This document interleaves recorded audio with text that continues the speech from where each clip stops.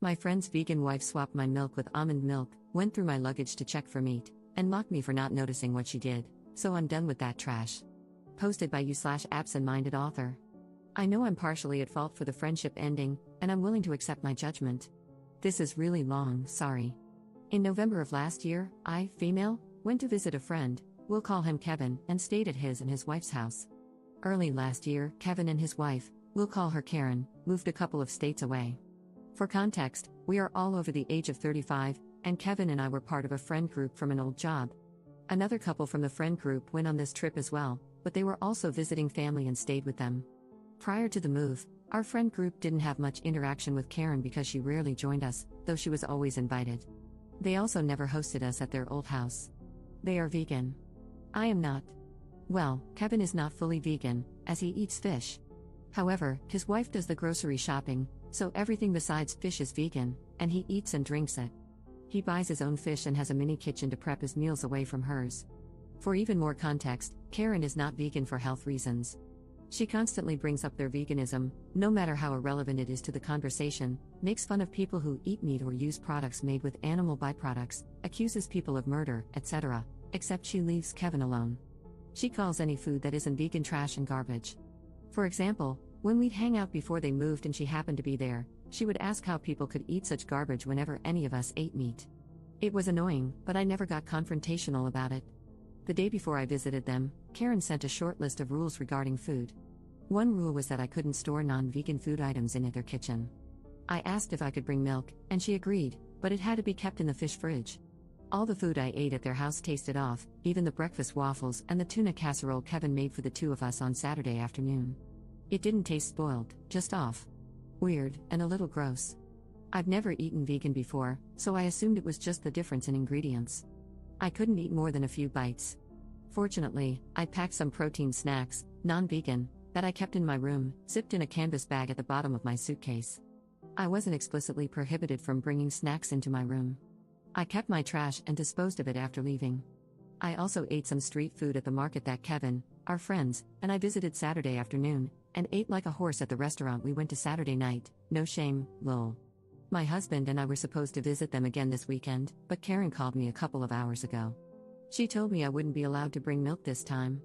She also said my husband and I couldn't bring snacks and that I should have asked for permission last time.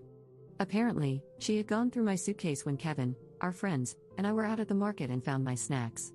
On top of that, she told me she replaced my milk with almond milk and found it hilarious. I drank some milk Friday night before bed and another glass Saturday morning. Then, Kevin told me he'd used it to make waffles and wanted to save the rest for the casserole at lunch.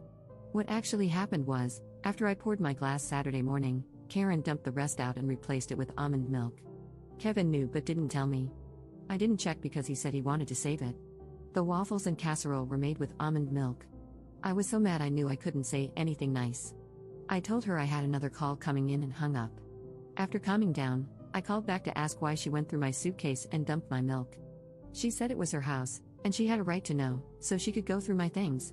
She dumped the milk because nobody can tell the difference between cow's milk and almond milk, and I wouldn't have known if she hadn't told me. I called her a controlling, self-centered freak, told her that Kevin has a stash of real cheese hidden in the fish fridge that he sneaks into his food, and hung up on her. Then I called Kevin. He sided with her, saying I crossed the line by asking to bring milk and that it was rude to order meat at dinner.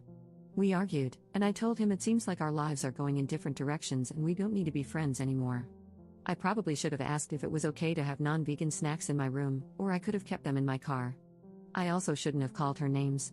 I was a guest in their house, and Kevin has half convinced me that I should have respected Karen's veganism and not brought non-vegan food at all.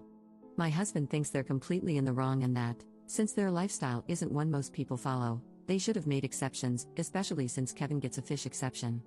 He's also furious that Karen went through my stuff and pointed out that if I were allergic to almonds, I could have gotten very sick.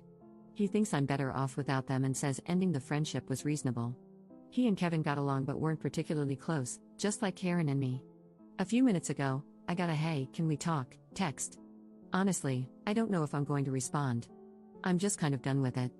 Edit. I'm so sorry that I can't respond to all of your comments, just know that I am reading them. I'm calling Kevin on my lunch break today and will post an update afterward, since so many people have asked for one. Commenter. I would have told her you could tell because you thought her cooking was rancid, But you were simply too polite to say anything, and that's why you ate everything in sight when you left her house. And if she even thinks about snooping through your property again, you'll leave something worth finding, like a Ziploc bag of human crap. Don't worry, it was donated willingly, so it's vegan. But not really, because you totally ate meat in there. Also, I would be crapping in her toilet and not flushing, just in case she wanted to inspect that too. Update 1 day later. This is a long update, but it's the last one. First, thank you to everyone who responded. Your comments were not only helpful, but some made me cackle in a very unladylike manner. Secondly, I wanted to clarify that the bag Karen found in my suitcase contained emergency cash, a credit card, and snacks. It was hidden in my suitcase to keep it safe, not to hide food. I wasn't sneaking it in, important later, but I did have protein bars in there just in case I had issues with their food. Naughty me, I guess. I responded to Kevin yesterday and told him I needed some time to think and that I'd get back to him today. I took some of your advice and reached out to our friend group last night. After the group chat and a private conversation with the friends who were there that weekend, I learned some things. Long story short, out of our core group of 6, I'm the only one who kept up with Kevin. The only reason those 2 friends accepted Kevin's invitation that weekend was because I was going. Visiting family was a bonus. After taking the rest of the night to think about it and sleep on it, I realized that all of you were right about Kevin's complicity regarding the milk switch. I hadn't paid as much attention as I should have because I was so focused on the fact that Karen switched the milk to begin with. I also realized he never actually said anything in response to my telling him that Karen confessed to going through my stuff when I called him yesterday. He changed the subject instead, talking about how it was rude to ask to bring milk. Anyway, I called Kevin on my lunch break today and ran down the list of issues: Karen going through my suitcase, him not telling me about the milk switch, Karen switching the milk to begin with after telling me I could bring it, and how would I eat is none of their business as long as I'm not contaminating their food. Basically, he told me the only thing he would apologize for was saying it was rude to order non-vegan food at the restaurant. He said that since they had plenty of food in the house for me to eat, he didn't have to apologize for anything else. Apparently, Karen had told him not to tell me about the milk switch because she was trying to prove that I couldn't tell the difference between vegan and non-vegan food, essentially the same thing she said to me yesterday. I told him that since I didn't eat any of it except a few bites, clearly I could tell the difference. He also said he was eventually going to tell me about it but forgot. I said she could have just said no when I asked to bring milk instead of being a swampy bumhole about it. He said that although he didn't agree with Karen going through my things, I wasn't owed an apology because I broke the rules by sneaking meat into their house. There was a meat stick in that canvas bag. I told him I had only been told I couldn't have non-vegan food in both kitchens and that the meat stick was left over from my drive to their house. As long as I didn't switch it with their food like a certain someone, I hadn't done anything wrong. The last thing he told me was that I wasn't getting an apology because, after I told Karen about his cheese stash yesterday afternoon, she unplugged his fish fridge. He didn't get home from work until late, and, according to his Google search, all the refrigerated fish had to be thrown away. This is apparently my fault. He said we were even now. He didn't tell me about the milk switch, and I snitched about his cheese. I tried explaining that they weren't the same thing and that I wasn't responsible for what she did, but he didn't care and said he knew I wasn't allergic to nuts. I don't remember ever discussing that with him, but whatever. I asked if he truly believed that I didn't deserve any apologies from either of them, and he said yes. I told him that if he couldn't see what they did wrong and apologize, I couldn't help him, and to give me a call when he got his balls back from his wife. He hung up on me. Yesterday, I thought I owed him an apology because I was wrong. I thought if I gave him one, we could maintain a friendship. Today, I think the problem was that I was holding on to something that didn't exist anymore. Until you guys reality checked me, I ignored a lot of things and gaslit myself. So thank you, everybody, for the smack to the back of the head. Everyone should have people like you in their lives. Thanks for reading.